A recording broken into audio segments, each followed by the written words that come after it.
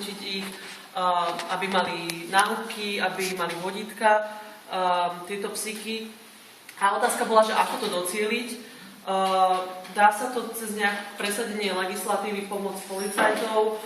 Potom sme tu diskutovali nejakou edukáciou cez kinologické krúžky, spolupráca s kinologickými pracovníkmi. A zaujímavý návrh bol internet fórum, kde by občania zdieľali informácie o tom, ktoré psíky konkrétne zo sídliska sú nebezpečné a treba sa im vyhýbať a následne ich nejakým spôsobom označovať. Takže to je veľmi stručne a ostatné sa Ďakujem. Ďakujem. Našou témou boli venčoviska a s nimi súvisiaci zákaz vodenia psov. Jedným takým vlastne venčoviskom, ktoré sa nachádza, aby sme sa zaorientovali na sídlisku Západ, je venčovisko pri Hrone od Dreveného mosta po autoslova. Názor bol taký, lebo tu boli keď tam dostala viac menej psíčkari, že to miesto nie je vlastne označené ako venčovisko alebo vlastne priestor na voľný výbeh psov. Zaznel názor, že by ho mohli označiť vlastne cedulou alebo aspoň tým plotom ohraničiť od cesty a chodníka. Hľadajú sa nejaké priestory. Ďalšia, alebo teda vlastne výbehy pre psov. Názor bol Lanice, Balkán, Stráže. Ďakujem. Náš stôl riešil Dan Zapsa. Dan Zapsa sme konsenzuálne vysvetlili, že rozmúlenie je neskutočne vysoká a neskutočne nevidíme, kde je tá suma peniazy. To znamená, prvá vec je, chceme nejakým spôsobom docieliť, aby mesto nám ukázalo riadky a odpočty, že suma, ktorá sa vyzbiera za daň, že vlastne na čo bola použitá, kde sa rozpočtuje rozchodila. Čo konkrétne za to vidíme, sú vrecká za psov. Mám tu návrhy, čo vlastne všetko za to budeme realizovať, čo nám občanom chýba. Čiže to je čistenie, viacero košov. Chceme pozitívne motivovať občanov cez daň, máme tu nejaké návrhy, to znamená, že aby aj mesto doslova poskytlo občanom niečo tak inteligentné, ako je cvičisko pre psov a podobné takéto ťahy motivačné pre inteligentné chovanie a zodpovedné chovanie v tom meste. Riešili sme potom daňové motivácie cez útulky, to znamená ľudí, ktorí si osvoja psíčka cez útulok, aby boli nejak daňovo zvýhodnení. Bol tu návrh aj kontranávrh na kategorizáciu psov podľa veľkosti z hľadiska odvodu daní. Tu sme sa stretli s dvoma doslova protichodnými názormi, takže tieto môžu byť potom aj takto vo výstupe. Čo je veľkým problémom, to všetky tri skupiny tu de facto nevyriešili, ani to nebolo. Zmyslom je, ako zisťovať platičov a neplatičov. A dúfame, že možno v tejto otázke potom nám pomôže to ďalšie spracovávanie z hľadiska zákona a centralizácia psov cez tie čipové označenia. Takže sú to veci vo vývoji a dúfam, že k tomu prispiejeme aj my. Ďakujem. Ďakujem. Takže u nás v našom stole sme riešili zbieranie exkrementov a obchodovanie, pokutovanie majiteľov, nezodpovedných majiteľov psov.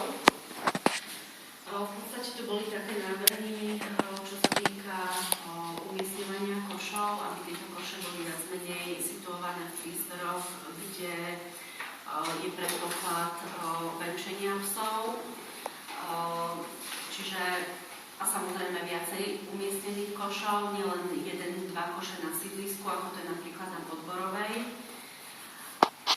O viacerých košoch som ani nevedela ja osobne. Vždy odjakživa sú tam tie 2 alebo 3 a sú situované viac menej na miestach, kam tí psíčkari ani nechodia. Takže tu sme sa rozprávali o tej spolupráci mesto a OZ-ko, že napojú terény. Nedali si zatiaľ termíny, takže to je už na nich, ako sa dohodnú. A v podstate tie koše situovať na tieto miesta. Ďalej sme riešili, či je vhodné vyhadzovať exkrementy do košov na komunálnych budovách, keď nie sú prítomné koše na to určené. Boli tu 2 názory.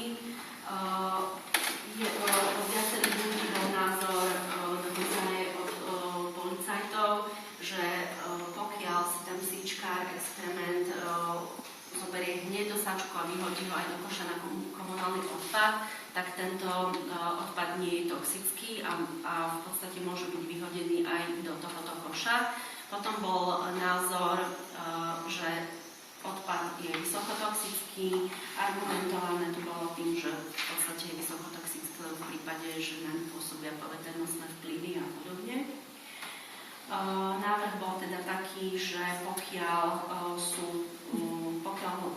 ľudia sa vyhovárajú na nedostatok košov a sú ochotní zbierať tieto exkrementy, tak je možno aj zbytočné osádzať koše pre exkrementy alebo na to určené. Na druhej strane je potrebná výchova psíčkarov a Európska únia nás tlačí do toho, aby koše na exkrementy boli. Čiže treba začať vo výchove od malička a vychovávať tých detí a šíriť to osvetu. Ďakujem pekne.